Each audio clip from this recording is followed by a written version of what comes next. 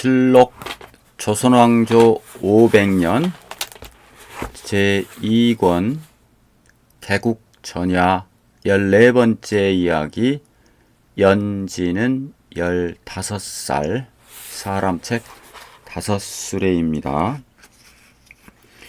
인경소리는 은은하게 퍼져나갔다. 절이 많이 있는 송악산이다. 해질녘이면 봉우리란 봉우리, 계곡이란 계곡은 인경소리로 가득했다. 석보는 인경을 치고 있었다. 쇠사슬에 매달린 종대를 뒤로 당겼다가 힘껏 밀었다. 그때마다 우람한 울림이 조용히 파문을 지으며 퍼져나갔다. 여운이 가시기를 기다리는 석보는 나무 관세음보살을 몇 번이고 중얼거렸다. 죽은 영혼을 극락으로 천도하고 살아있는 중생들을 바른 길로 인도함을 33천에 고한다던가. 인경소리는 33번 울렸다. 석보는 종각에서 나와 합장했다. 스님, 큰 스님! 저만치서 꺽쇠가 달려오고 소리치고 있었다. 오른쪽 어깨에는 지게가 매달린 채 흔들거리고 있었다. 웬 걸음이 그 모양이냐. 석보가 꺽쇠를 나무랐으나 정작 당사자는 큰일이나 난 듯이 소리치고 있었다. 큰 스님, 연지 아가씨가 하산을 하시겠다고 하옵니다. 해가 저무는데도 행장을 갖추고 돛돌로 내려서시는 것을 보고 왔습니다. 이런 변이 있나. 석보는 난색을 감추지 못하며 걸음을 옮겼다. 꺽쇠는 개걸음처럼 엇비슷하게 석보의 앞을 빠르게 내닫고 있었다. 우직한 놈 같으니. 석보는 미소 지으며 중얼거렸다. 벌써 몇 해 전의 일이었다. 나이는 어렸지만 건장하게 생긴 녀석이 석보를 찾아와 중이 되고 싶다고 간청했다. 하도 순박하고 충직스러운 모습이어서 우선 사찰의 자벽부터 시켰다. 녀석은 물불을 가리지 않고 일을 했다. 승려들의 경탄을 자아낼 만한 장사였다. 한 2년쯤 그런 일에 종사시킨 다음 글 공부를 시켜보았다. 녀석은 머리가 둔했다. 천자문을 1년 동안이나 읽고 썼으나 매양 헛수고였다. 그만 하산해서 내 갈 길을 가야겠다. 녀석에 대한 석보의 단안이었다. 녀석은 눈물이 글썽한 눈으로 애원했다. 스님의 상좌로라도 평생을 살겠사옵니다. 인서가 도도 중하지만 경서도 중한 것이 아니겠느냐. 녀석은 눈물을 흘리며 고개를 숙였다. 사람에게는 사람 나름의 갈 길이 있느니라. 내가 중이 되고자 해도 되지 못함을 어찌 내 탓이라 하리. 그 또한 연이 없는 것을. 서운한 것은 녀석뿐이 아니라 석보도 마찬가지였다. 석보는 녀석에게 귀산사의 농산일을 시켰다. 녀석은 그것만으로도 신나했다. 농사를 짓는 틈틈이 귀산사의 뗄나무도 해왔고 석보를 친아버지처럼 모시면서 따랐다. 지금은 석보의 앞을 개걸음처럼 비스듬히 달려가고 있는 꺽쇠가 바로 그 녀석이다. 연지는 유모를 앞세우고 법당 앞마당으로 내려서고 있었다. 아가씨, 큰 스님 오십니다요. 꺽쇠가 굽실거리며 희죽 웃었다. 연지는 합장을 하며 석보를 맞았다. 하산을 하시려고요? 그러하옵니다. 아버님 허락 없이는 하산하지 말랍시는 분부를 어찌 하시고요? 더구나 밤길이옵니다. 석보는 연지의 하산을 만료하고 있었다. 벌써 열흘쯤 전의 일이었다. 석보는 왕덕의 전가를 받고 연지의 집에 갔었다. 왕덕은 연지를 석보에게 맡기면서 얼마 동안 귀산사에서 거처할 수 있게 해달라고 했었다. 그때 왕덕이 한 말이 아직도 귀에 쟁쟁하다. 대사 500년 종묘사직이 무너지고 있질 않습니까? 왕실의 핏줄을 이어받은 나로서는 목숨을 부지하고 있는 것이 오히려 지극극통할 뿐입니다. 이성계의 패거리가 보위를 찬탈하게 된다면 왕씨는 핏줄마저도 보전기 어렵게 됩니다. 대사께서도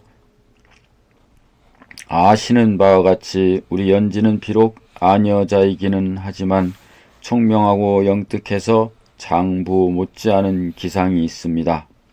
그 아이 하나에게라도 고려왕실의 핏줄이 남아 보전하게 하고 싶습니다. 대사가 아니고서야 누구와 더불어 이런 말을 나누겠습니까? 친자식처럼 보살펴 주셨으면 합니다. 석보는 그날 밤 왕덕을 잊을 수가 없는데 연지는 하산을 고집하고 있다. 아가씨, 아버님 일이 궁금하시면 날이 밝는 대로 빈도가 아버님께 다녀오는 것이 어떠할는지요. 포운대감께서 참변을 입으셨답니다. 나무 관세음보살, 왕실은 마지막 대들보를 잃었사옵니다. 아버님의 심려하심이 눈에 선하옵니다. 아버님을 찾아뵙고 심려하심을 덜어드리고 싶사옵니다. 정몽주의 죽음이 많은 사람들에게 충격을 준 것은 사실이나 따지고 보면 왕덕만큼 충격을 받은 사람도 드물었다. 왕덕은 고려의 부흥을 정몽주 한 사람에게 걸다시피 하고 있었다. 큰 스님 다녀오겠사옵니다. 연지가 합장하며 머리를 숙이는 순간 석보는 더 이상 말려도 소용없음을 알았다. 꺽쇠가 길을 잡아드리도록 해라. 예, 너무 심려 마십시오, 큰 스님. 조심해서 다녀오시지요. 예. 연지와 유모는 꺽쇠를 따라 귀산사의 경내를 빠져나갔다. 석보는 세 사람의 모습이 보이지 않을 때까지 돌처럼 서 있었다. 귀산사에서 개경으로 이어진 길은 꺽쇠에게 있어 눈을 감고도 갈 수 있는 길이었다. 꺽쇠는 주변에 서 있는 나무들에 얽힌 전설도 얘기했고 길이 험하면 연지가 지나가기를 기다렸다가 다시 앞장을 서기도 했다. 뭐라고 말할 수 없는 충복의 모습과 같았다. 그만 되었다. 여기서부터는 내가 아가씨를 매실 테니 꺽쇠는 돌아가거라. 아닙니다요. 큰 스님 분부가 계셨으니 소인이 대문화까지 매셔다 드리겠습니다요. 아가씨. 유모는 연지의 의향을 물었다. 성의가 고맙지 않아요? 고맙습니다요, 아가씨. 꺽쇠는 신이 났다. 이들이 왕덕의 집 대문 앞에 당도한 다음에야 꺽쇠는 굽신굽신 허리를 굽히며 송악산 쪽으로 사라져갔다. 큰 사랑으로 가요. 아이들에게는 입 다물게 하고요. 유모는 중문으로 돌아서면서 손가락을 입에 대고 걸었다. 하인 족속들은 허리를 굽히면서 연지의 하산을 놀라워했으나 유모의 입을 보고서는 조용히 물러서곤 했다. 큰사랑 뱃돌에는 서너 켤레의 신발이 가지런히 놓여 있었다. 연지는 자신의 예견이 적중하고 있음을 알았다. 정몽주의 죽음은 아버지 왕덕으로 하여금 엄청난 일을 저지르게 할지도 모른다는 큰사랑 안에는 왕덕을 중심으로 종친 서너 사람이 몰려와 있었다. 이들은 한결같이 이성계의 족당들을 매도하고 있었다. 가슴에 응어리진 한을 풀기 위해서는 그럴 수밖에 없는 일이었다. 어찌 되었건 왕씨로서 보위를 이어가게 되었질 않소이까. 이제 와서 왕위를 또다시 타성에게 넘겨주다니 이게 어디 말이나 되오이까. 이목구비가 수려하게 생긴 종친이 충동질을 하듯 입을 열었다. 도둑질이에요. 이성계 그놈이 언감생신 왕위를 노릴 줄이야. 그놈이 왕실과 종친을 어찌 보고 그따위 흑심을 가져요. 천벌을 면치 못할 것이오이다. 젊은 종친이 조금 강경해진 어조로 이성계를 도둑에 비유하고 나섰다. 도둑의 우두머리는 이성계가 아니고 방원입니다. 그놈이 제비도 모르게 포운을 주살했답니다. 이런 때려 죽일 놈이 어느 천하에 또 있소이까. 나머지 한 사람도 침을 튀기면서 울분을 쏟아놓고 있었다. 듣고만 있던 왕덕이 입을 연다. 피를 토하듯한 나무람이었다. 자네들 말대로 우린 왕씨의 피를 받았고 또 남보다 다른 종친의 예우를 받아오면서 산 것은 사실이나 자네들이 왕실을 위해서 한 일이 무엇이며 종묘 사직을 위해서 한 일이 무에 있는가? 방안은 숙연해지면서 긴장감이 돌기 시작했다. 자네들이 이성계나 방원을 두고 큰 도둑이다 뭐다 하지만 그동안 무엇을 하고 있었느냐 이 말일세. 왕실이 이 지경에 이를 때까지 무엇들을 했느냐 이 말이야.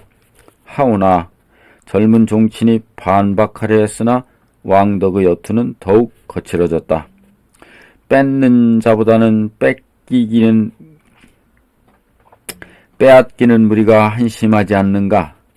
무의 도식하고 있으니까 빼앗기는 게 아니냐 이 말이야. 왕덕은 힐책하고 있었다. 찾아온 종친들을 힐책하는 것이 아니라 자신을 채찍질하고 있는지도 몰랐다.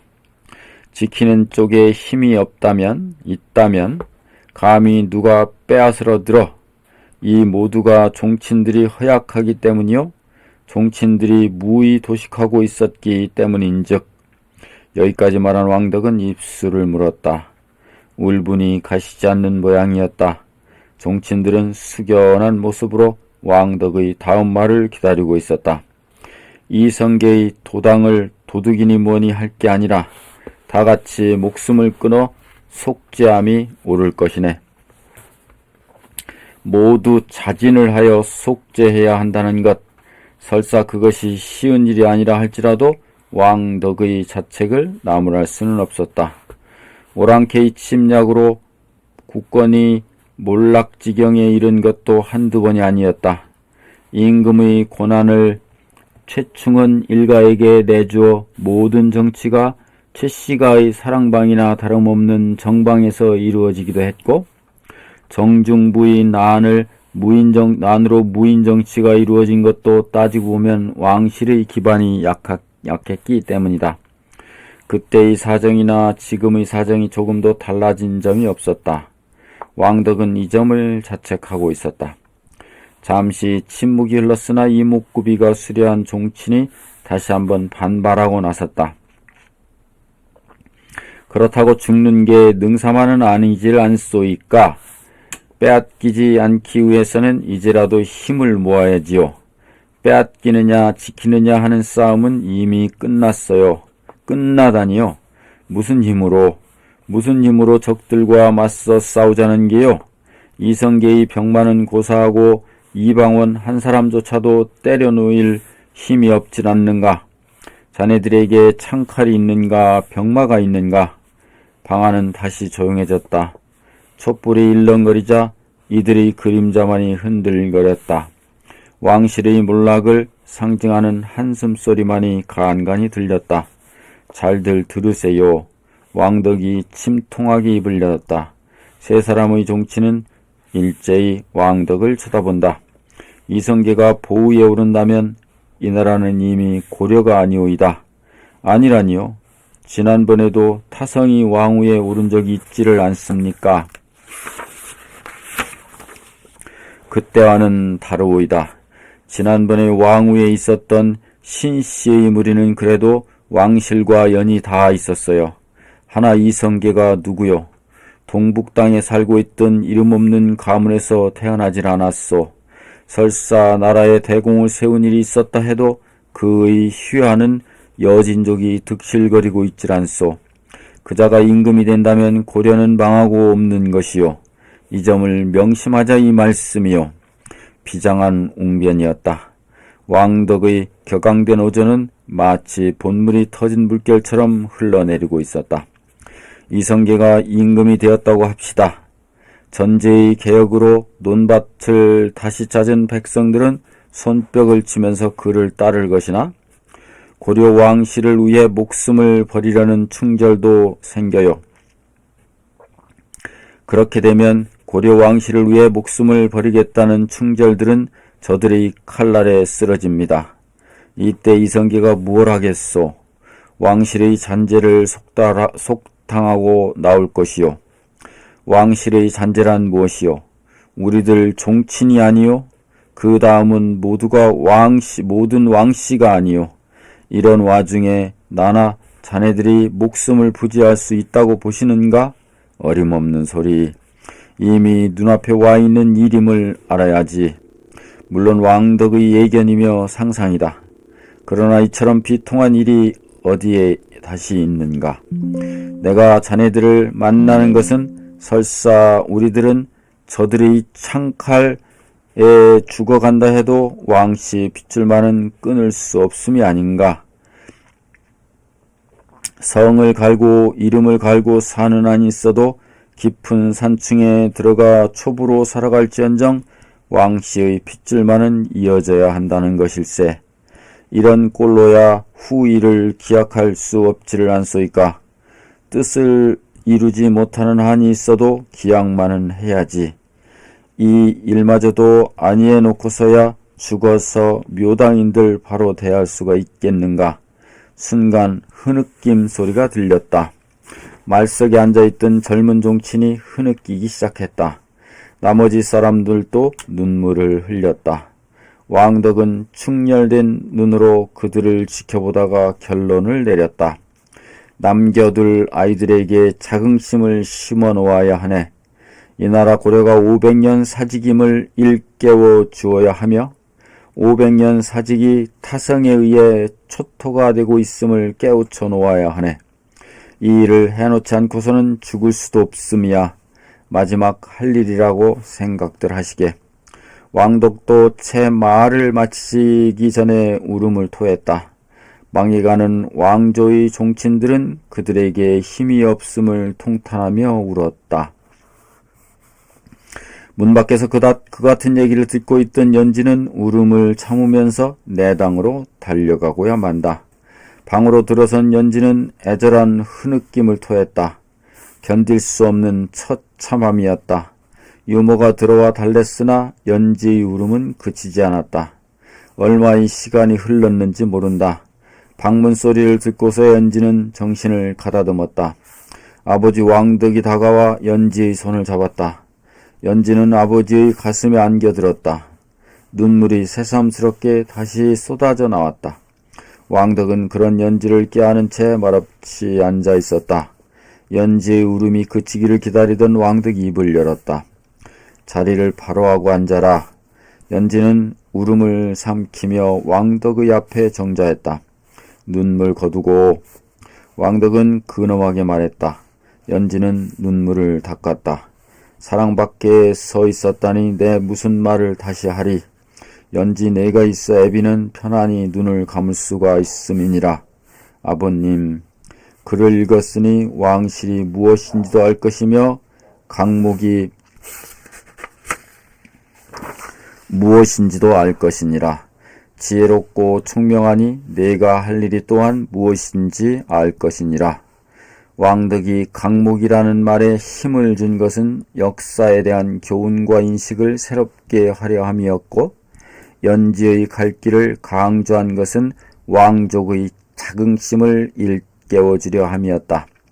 연지는 하염없이 쏟아져 흐르는 눈물을 주체할 길이 없었다. 이제 내 주위에는 아무도 없음이라. 아버님이 계시옵니다. 이젠 남남인 것을. 연지는 어렴풋이 짐작하고 있었으면서도 남남이라는 말이 받아들여지지 않았다. 왕실의 핏줄을 너로 하여금 이어가게 하고 싶음이니라. 내가 사내로 태어나지 않았음이 못내 한스러운 일이단마는 이제 와서 그 일을 탄식한들 무슨 소용이 있으리. 내게는 힘인겨운 일이 될 것이다마는 500년 고려사직이 내 한 몸에 있음을 명심하랬다. 주상께서 계시었고 세자저하도 계시는 줄로 아옵니다. 왕덕은 고개를 조용히 가로저었다. 무사하지 않으리라. 어찌 무사하지 않음이 그 어른들 뿐이겠느냐. 애비도 그러리라. 모든 왕씨가 무사하지 않을 것이니라. 연지는 견딜 수 없는 아픔과 비통함에서 헤어나지 못했다. 유모의 소리가 들렸다. 석보 스님 듭시어 계시옵니다. 어서 매시게. 자네도 들고. 석보의 뒤를 따라 유모도 들어와 앉았다. 무사히 당도하셨음은 알고 있었사오나 마음이 놓이지 않았어요. 석보가 말했다. 잘 오셨습니다, 대사. 날이 밝으면 다시 보내려던 참이었어요. 왕덕은 문갑을 열었다. 큼직한 보자기를 찾아 석보의 앞에 밀어놓으면서 말했다. 내 집의 모든 재물이오이다. 지니고 있다 한들 무슨 소용이 있겠습니까? 이미 오래전에 모든 준비가 끝나 있는 듯했다. 대사의 바로남이 있어 이 아이가 태어났습니다. 이제 이 아이의 장례를 대사에게 맡깁니다.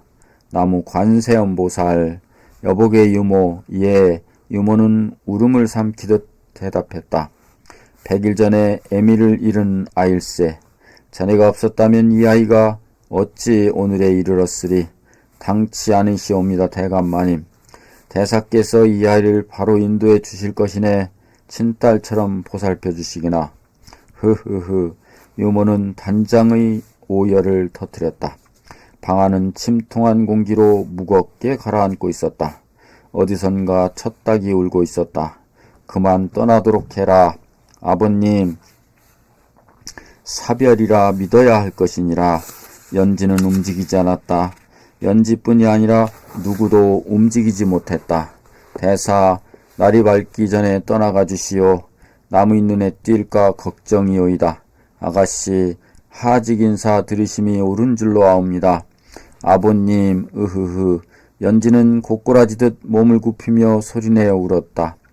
이 사람 유모, 뭘 하고 있는 겐가? 유모는 눈물을 훔치며 연지를 부축해 세웠다. 그리고 연지의 옷깃을 여몄다. 아가씨, 연지는 유모에게 부축된 채 큰절을 했다. 울음으로 범벅이 된 목소리로 하직 인사를 드렸다. 아버님, 만수무강하시옵소서. 왕실의 핏줄이 내 한 몸에 있음이니라. 왕덕의 마지막 말이었다. 석보가 방을 나서고 있었다. 유모가 연지를 부축한 채 방을 나갔다. 아버님, 아버님, 아버님. 연지의 울부짖는 듯한 목소리가 귓가에서 멀어질 무렵에서야 왕덕은 방을 나섰다. 중문을 지나 대문께로 가는 동안 왕덕은 몇 번이고 하늘을 쳐다보며 한숨을 놓았다. 별들은 쏟아질 듯한 듯이 반짝이고 있었다. 대문은 닫혀 있었다. 유모의 빈틈없는 성미라는 생각이 들었다.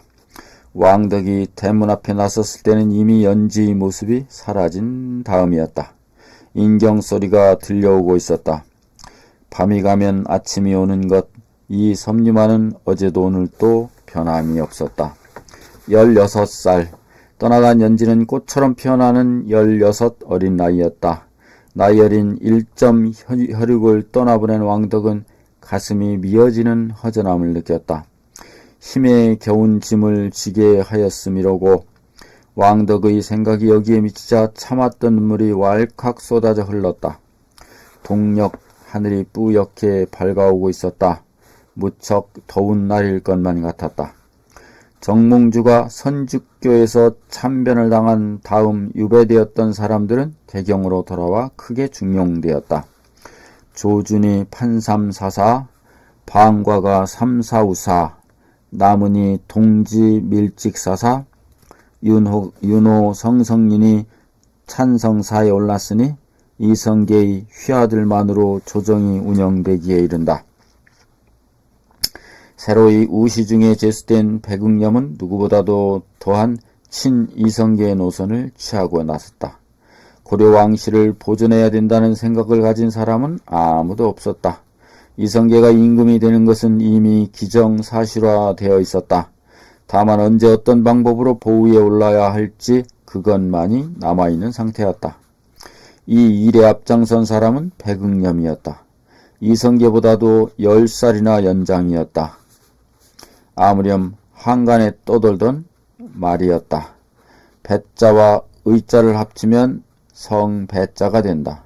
이런 까닭으로 배씨 군자가 지닌 지혜로 사만을 다시 바로잡는다는 뜻에서 이 배씨 군자는 곧 백응념을 가리키는 말이라고 했다.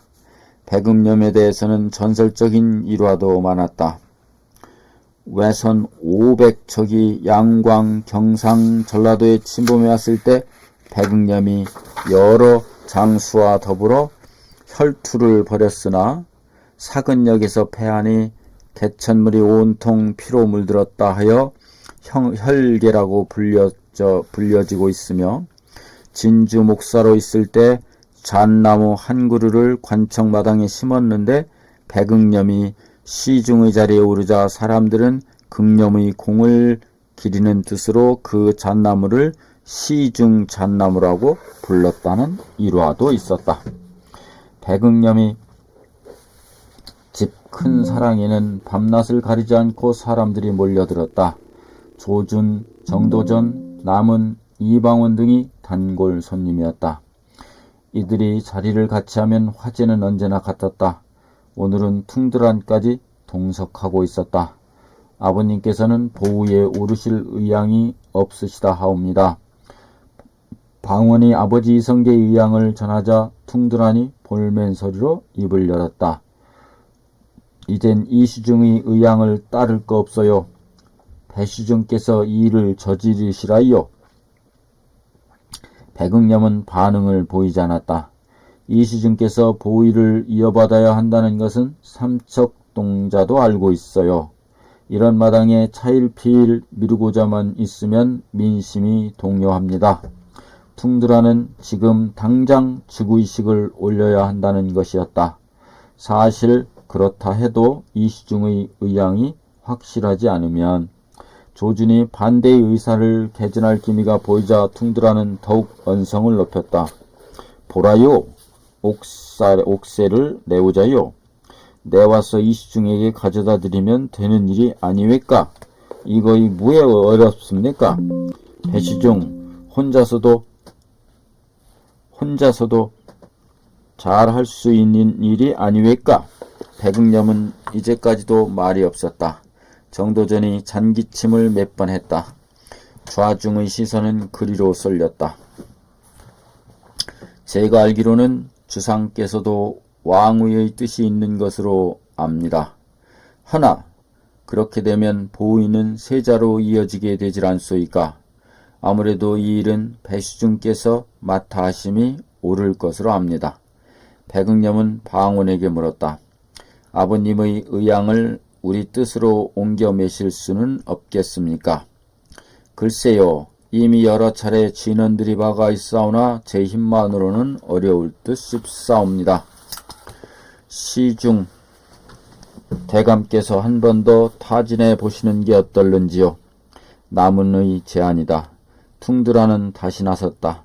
이시중의 의향을 따르다가는 100년 하청이하여 배시중께서 해서 안 될 일이 무엇에 있습니까? 기리키 정해지면 따를 밖에요. 지금이라도 정비궁으로 가시라요. 끝내버리자요. 백응념은 고개를 끄덕이고 있었다. 7월이라지만 아직도 무더웠다. 그러나 그늘에 들어서면 바람은 서늘했다.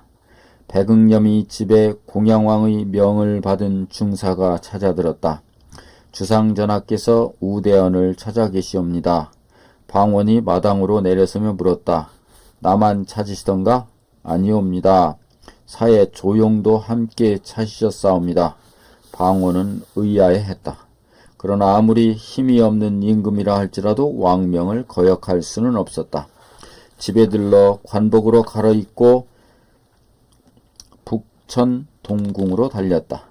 편전문 앞에 이르렀을 때 7점선이 활짝 웃는 얼굴로 다가서고 있었다. 주상께서 무슨 일로 날 찾으시더냐? 반가운 일이라고 사료되옵니다. 반가운 일이라니 양위라도 하시겠다고 하더냐? 방호는 양위라는 말을 거리낌 없이 내받게 했었다. 평상시라면 살아남기 어려운 폭언이 아니던가. 드셔보시옵소서. 7점선은 웃는 얼굴로 편전 쪽을 가리켰다. 사예는 돌아와 들어와 있느냐? 그러하옵니다. 반가운 일이라. 방호는 중얼거리며 편전으로 들었다. 공양왕의 앞에는 조용히 앉아 있었다. 방호는 깊숙이 허리를 굽히고 자리에 앉았다. 왜 이리 늦으시었소? 황공하옵니다. 공양왕의 얼굴에는 어색한 웃음이 담겨 있었다. 방원과 조용은 시선을 마주했다. 도무지 무슨 일인지 모르겠다는 애매한 시선이었다. 과인이 이시중과 더불어 동맹하고자 하는데 병들의 의향은 어떠하시오? 동맹이라 하시면 무엇을 동맹하시고자 하시오이까? 조용히 먼저 물었다. 방호는 아연해진 얼굴로 공양왕을 보고 있을 따름이었다. 서로 자손만대에 걸쳐 해하지 아니하며 같은 뜻으로 살아가고자 함이요. 방호는 마른 침을 꿀꺽 삼켰다. 공양왕은 말을 이었다.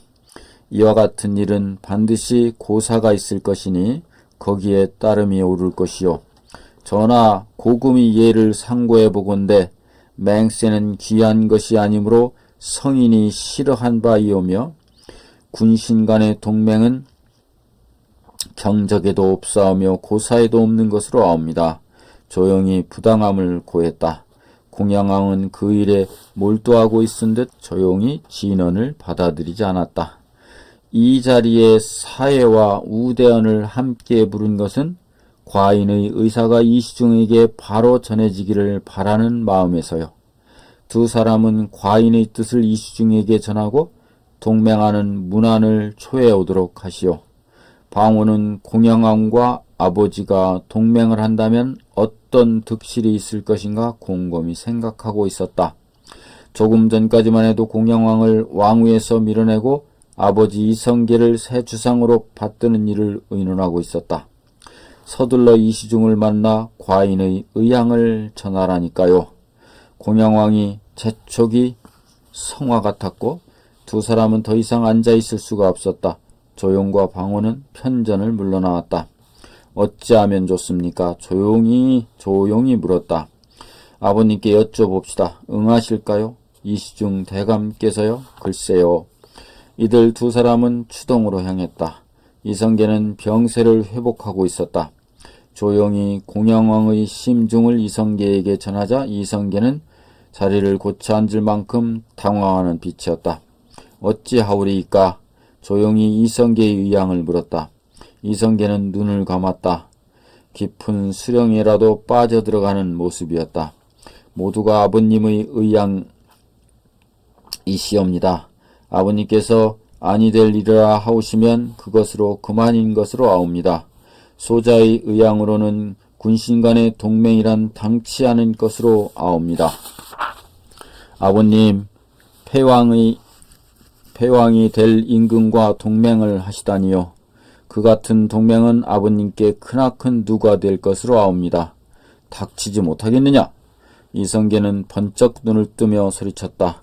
패왕이라니 내 감히 그따위 불충을 입에 담다니. 방호는 아버지 이성계를 쏘아볼 뿐 대답하지 않았다. 이 사람 조사에 내 어찌 주상의 분부를 거역하리.